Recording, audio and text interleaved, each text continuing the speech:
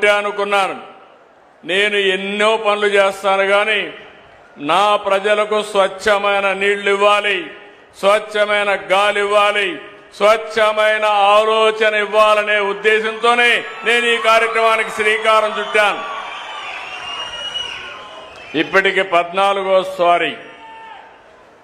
ప్రతి నెల 3వ శనివారం నేను ఎక్కడున్నా దానికి ప్రత్యేకంగా కార్యక్రమం పెట్టుకున్నాను. మీలో చైతన్యం తేవాలి, మీలో ఉత్తేజాన్ని నింపాలి, బాధ్యత గుర్తుపెట్టుకునే విధంగా మిమ్మల్ని ముందుకు నడిపించాలనే ఉద్దేశంతో ఈ కార్యక్రమానికి వచ్చాం. నేను ఇప్పుడు వస్తానే మా వాళ్ళని అడిగాను, ఒకే మాట అడిగాను, 100% ఇంటింటికి వెళ్లి చెత్త ఎప్పటికి కలెక్ట్ చేస్తారని చెప్పి అడిగాను. ఇప్పటికే 97% మున్సిపాలిటీలో ఇంటింటికి వెళ్లి చెత్త కలెక్ట్ చేస్తున్నారు. గ్రామీణ ప్రాంతాల్లో మార్చి 31కి 100% ప్రతి ఇంటి దగ్గర చెత్త కలెక్ట్ చేసే బాధ్యత ఈ ప్రభుత్వం తీసుకుంటామని మీ అందరికీ హామీ ఇస్తున్నా. అది పెద్ద మార్పు. ఒకసారి ఇప్పుడే ఆడబిడ్డ చెప్పింది, లక్ష్మీ గోవిందమ్మ.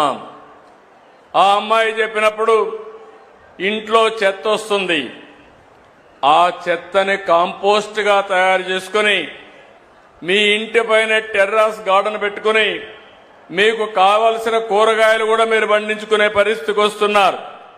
అలాంటి కార్యక్రమంలో మీరు చూస్తే ఇప్పటి వరకు దగ్గర 4,14,004 కుటుంబాలు హోమ్ కాంపోస్ట్ తయారు చేస్తున్నాయి. 4,19,288 మంది టెర్రస్ గార్డెన్ కూడా పెట్టుకుని అక్కడే కూరగాయలు కూడా ఉత్పత్తి చేసే పరిస్థితికి వచ్చారు. ఇంకో పక్క ఈ స్వచ్ఛ రథాల ద్వారా మీరు ఏవైతే వేస్ట్ జనరేట్ చేస్తున్నారో, చెత్త జనరేట్ చేస్తున్నారో అవన్నీ కూడా దగ్గర 9 రకాల వస్తువులను ఇప్పటికి ప్రొక్యూర్ చేస్తున్నారు. తొందరలోనే ఇంకా ఒక 30 రకాల చెత్తని కలెక్ట్ చేసే పరిస్థితికి వస్తారు. తద్వారా చాలా వరకు చెత్త అంతా కూడా మళ్ళా పరిశ్రమలకు వెళ్తుంది, సర్క్యులర్ ఎకానమీకి వెళ్తుంది. తద్వారా మళ్లీ ప్లాస్టిక్ నుంచి ప్లాస్టిక్ తయారు చేయడం, లేకపోతే అనేక రకాలైనటువంటి వస్తువులు తయారు చేసే పరిస్థితికి వస్తామని చెప్పి కూడా నేను మీకు తెలియజేస్తున్నాను.